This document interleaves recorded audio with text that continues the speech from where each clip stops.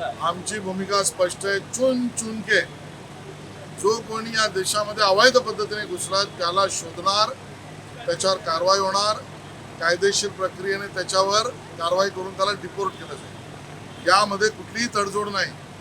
आणि या तडजोडीचं राजकारण जे विरोधी पक्ष करू पाहत आहे, या पद्धतीने काम करणारे अधिकारी, स्वयंसेवी संस्था, सामाजिक संघटना, राजकीय पक्ष आणि सरकार यांच्या निर्णयाला समर्थन देण्याऐवजी त्याच्यावरच प्रश्न जे उपस्थित करतायत, त्यांचा हेतू काय?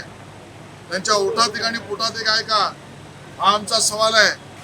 राहुल गांधीजी ज्या वेळेला प्रश्न विचारतात या सरकारला आणि शेरे बब्बर म्हणून त्यांनी अर्धनग्न होऊन आंदोलन केलं, भारताची साख जगातल्या प्रतिनिधींसमोर काढण्याची, त्या अर्धनग्न आंदोलनाला शेरे बब्बर म्हणणारा राहुल गांधींना सवाल आहे की या बांगलादेशी किंवा अन्य घुसखोरांना काढताना काम करणाऱ्या व्यवस्था आणि निर्णयाचा विरोध करणारी लोक तुमचे समर्थक काय आहेत?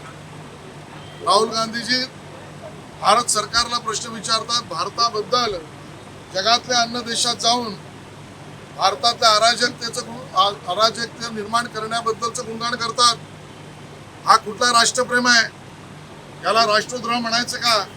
या गोष्टीचे उत्तर त्यांना द्यायला लागेल. आणि म्हणून या विषयात सुद्धा जे विरोध करतात आणि प्रश्न उपस्थित करतात त्यांचा हेतू काय त्यांनी सांगावं.